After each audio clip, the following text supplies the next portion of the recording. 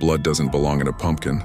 That's what Sarah kept telling herself when she saw the first drop. Dark, thick, real blood seeping through the carved smile of the jack-o'-lantern her daughter had made. It was Halloween night. Midnight.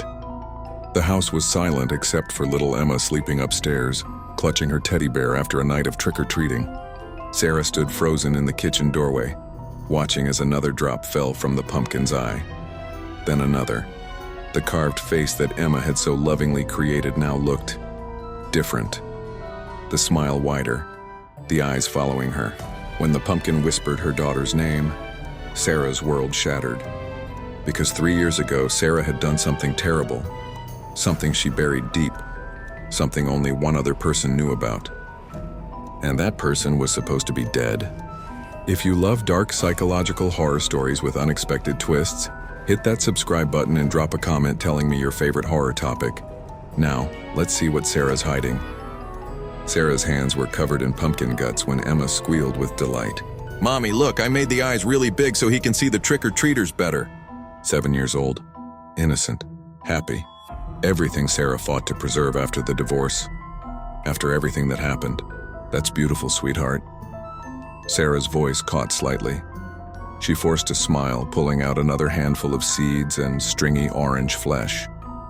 The kitchen table was a mess of newspaper, carving tools, and 2 large pumpkins they'd picked from Henderson's farm that morning. Emma's tongue stuck out in concentration as she traced a wobbly smile across her pumpkin's face. Sarah watched her daughter's small hands work, and for a moment, everything felt normal, safe. But normal was a lie Sarah had been living for 3 years. The knife slipped. Sarah gasped as it nicked her finger. A drop of blood fell, landing directly into the hollow cavity of Emma's pumpkin, disappearing into the seeds below. "Mommy, you're bleeding." "It's nothing, baby.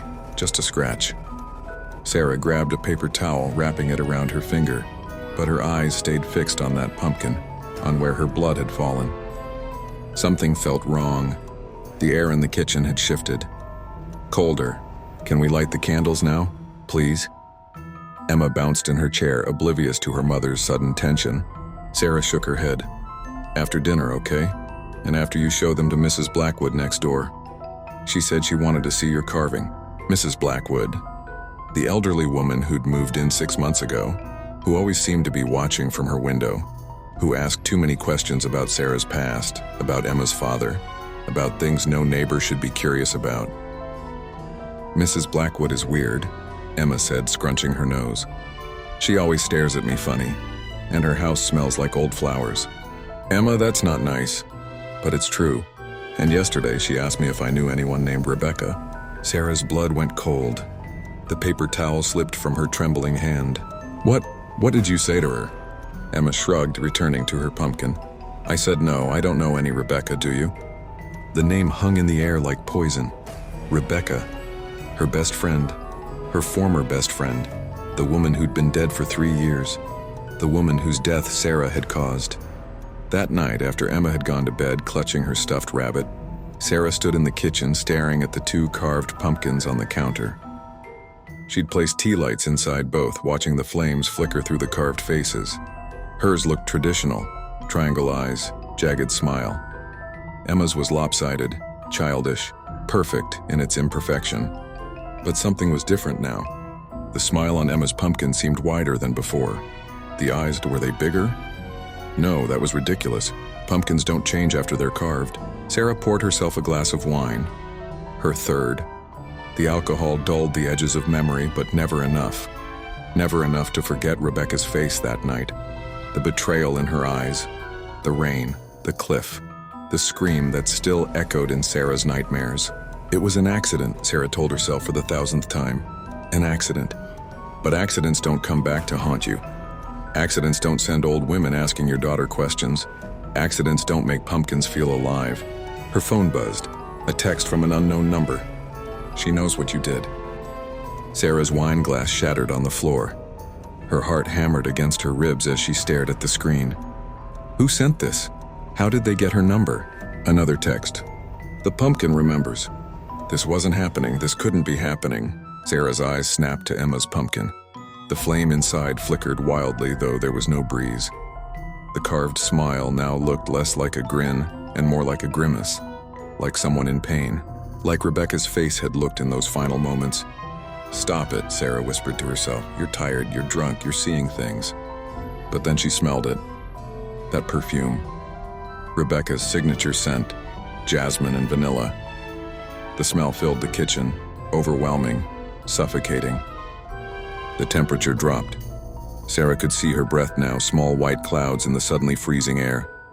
And the pumpkin was weeping, not water, not condensation from the heat of the candle. Blood. Dark, thick blood seeped from the carved eyes, running down the orange skin in twin rivers. It dripped onto the counter, pooling around the base. Sarah backed away, her breath coming in sharp gasps.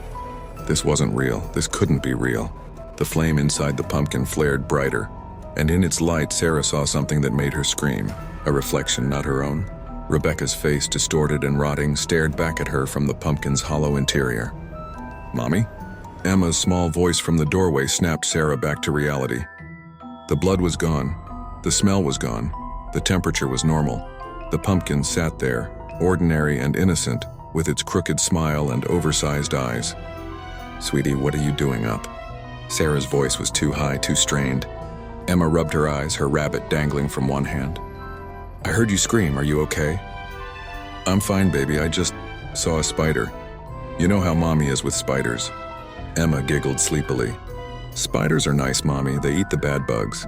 Sarah knelt down, pulling her daughter into a tight embrace. Her heart was still racing. She could still smell that perfume, faint now. But there, let's get you back to bed, okay? As Sarah carried Emma upstairs, she glanced back at the kitchen. Both pumpkins sat on the counter, their candles burning steadily. But she could swear Emma's pumpkin had turned slightly, just a few inches. Enough that it now faced the stairs. Faced them. Sarah tucked Emma into bed, kissing her forehead 3 times. Their nightly ritual. "Mommy, why are you shaking?" "Just cold, sweetheart. Sleep now." "Will you check my closet for monsters?" Every night the same request. Every night Sarah looked, found nothing, and promised her daughter she was safe. Tonight felt different. Sarah opened the closet door and her blood turned to ice. Someone had carved a pumpkin. A small one. It sat on the floor of Emma's closet, hidden behind the shoes. But Sarah and Emma had only bought 2 pumpkins. This third one was carved with a single word, crude letters cut deep into the flesh. Midnight. Sarah's phone buzzed in her pocket. She pulled it out with trembling hands. Unknown number, 1 word. Tonight. The clock on Emma's nightstand read 11:47 p.m. 13 minutes until midnight. 13 minutes until something Sarah had buried 3 years ago came crawling back from the grave. And it wanted her daughter. Clock ticking loudly, wind howling outside. Sarah grabbed the 3rd pumpkin from Emma's closet, her hands shaking so violently she nearly dropped it. The word midnight seemed to pulse in the darkness, the carved letters deeper than any knife could cut. She had to get it out of the house, away from Emma. Racing down the stairs, Sarah's mind spiraled back 3 years, to that night, to Rebecca. They'd been best friends since college. Inseparable. Sarah had trusted Rebecca with everything, her dreams, her fears, her marriage to David. But Sarah had been blind. Blind to the way Rebecca looked at David. Blind to the late-night texts. Blind until she found them together in her own bed. The betrayal had shattered something inside Sarah, something that never healed.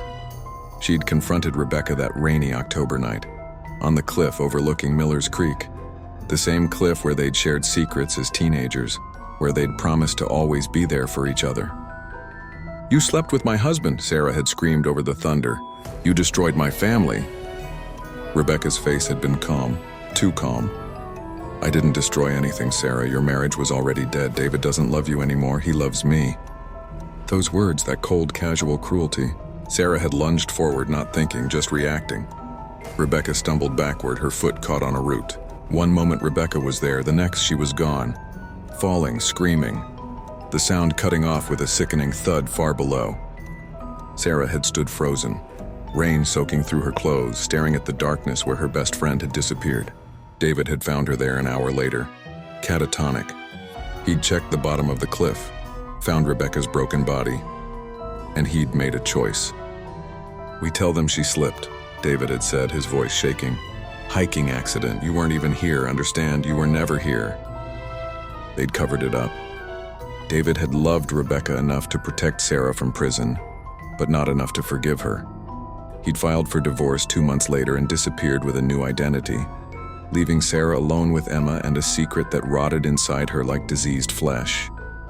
Whispers intensifying, objects rattling. Sarah threw the third pumpkin into the backyard, slamming the door behind her. The clock read 11:52. 8 minutes. She ran back to the kitchen where Emma's carved pumpkin still sat. She needed to destroy it, throw it away, burn it. Anything to stop whatever was coming. But when she reached for it, the pumpkin moved. Not rolled, moved. Deliberately. It slid across the counter away from her hand. No. Sarah grabbed a knife. She'd cut it to pieces. The moment the blade touched the orange skin, blood erupted from the carved mouth. Real blood. Hot and fresh. It sprayed across Sarah's face, her clothes, the walls, and then the pumpkin spoke. Not whispered, spoke in Rebecca's voice. Did you really think you could run from this, Sarah? Sarah dropped the knife, stumbling backward. The blood kept flowing, pooling on the floor, spreading like a living thing. You took everything from me, my life, my future, my love. It was an accident, Sarah screamed. I didn't mean to. Liar! The lights exploded. Glass rained down. In the darkness, illuminated only by the candle inside the pumpkin, Sarah saw her. Rebecca, standing in the corner of the kitchen. But wrong. So wrong. Her neck bent at an impossible angle from the fall, her skin gray and bloated, her eyes white and empty. You pushed me, Sarah. You murdered me because you couldn't handle the truth. What truth? Sarah was sobbing now, backing toward the stairs. That David never loved you, that Emma isn't his daughter. The world stopped. What are you talking about? Rebecca's corpse smiled, revealing broken teeth. Count back the months, Sarah. Emma was born 8 months after David left on that business trip. But I know the truth. So does he. The room spun. No, that couldn't be true. Emma was David's. She had to be. Who? Sarah whispered. The man who gave me the seeds, Sarah. The man who taught me the ritual. The man who loved me enough to bring me back. Footsteps on the porch, heavy. Male. A knock at the door, 3 times, deliberate. The clock struck midnight. Door creaking open, demonic laughter. Sarah didn't want to open the door. Every instinct screamed at her to run, to grab Emma and escape through the back. But the door opened on its own. Mrs. Blackwood stood there, but behind her, and a man Sarah had never seen before. Tall, handsome in a dangerous way. His eyes were black, completely black. Hello, Sarah, he said, his voice like silk over razors. I'm Marcus, Rebecca's brother, or did she never mention me? Sarah's mind raced. Rebecca had been an only child. She'd told Sarah that 100 times. Marcus smiled, reading her confusion. Not by blood, by choice, by ritual. Rebecca came to me 5 years ago, desperate to learn the old ways, to make David love her. I taught her. And when she needed revenge, he stepped into the house. Rebecca's corpse materialized beside him, her hand sliding into his. I brought her back. But the ritual needed something, Rebecca's voice echoed. A vessel, a connection. Blood magic is powerful, Sarah. And when your blood fell into that pumpkin today, you gave me the door I needed. Emma. Sarah's heart nearly stopped. My daughter has nothing to do with this. Your daughter is everything, Sarah. Marcus moved closer and Sarah could smell death on him. She's the bridge between worlds now. Her innocent hands carved the face. Your guilty blood fed the spell. And at midnight, the door opens. Upstairs, Emma screamed. Sarah bolted for the stairs, but Rebecca's corpse grabbed her arm with supernatural strength. The flesh was cold, rotting, falling off in chunks. You're going to watch, Sarah. Watch what real loss feels like. Sarah fought, screaming, clawing. She had to get to Emma. She had to save her daughter. The pumpkin on the counter began to glow. Not with candlelight. With something darker. The carved smile stretched wider, impossibly wide, until it split the entire pumpkin in half. And from inside, something began to crawl out.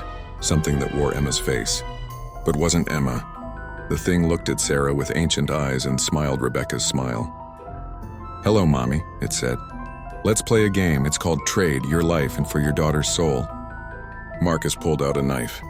The same knife Sarah had used to carve her pumpkin, but now it glowed with the same dark energy. You have until the candle burns out, he said, placing it in Sarah's hand. Kill yourself and Emma goes free. Refuse, and Rebecca takes her body. Your choice, Sarah. Just like it was Rebecca's choice to trust you that night on the cliff. Sarah looked at the knife, at the thing wearing her daughter's face, at Rebecca's corpse grinning in triumph. The candle flickered.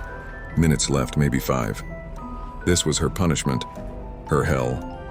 Carved into a Halloween pumpkin and delivered by the hands of the child she'd died to protect. Sarah raised the knife, not to her own throat, but toward Marcus. You want blood? Sarah's voice was steel now. You'll get it, but not mine. Because Sarah had learned something 3 years ago on that cliff. Something dark and terrible that she'd buried deep inside. She'd learned that when you have nothing left to lose, you become the monster. And monsters don't negotiate with the dead. They send them back to hell.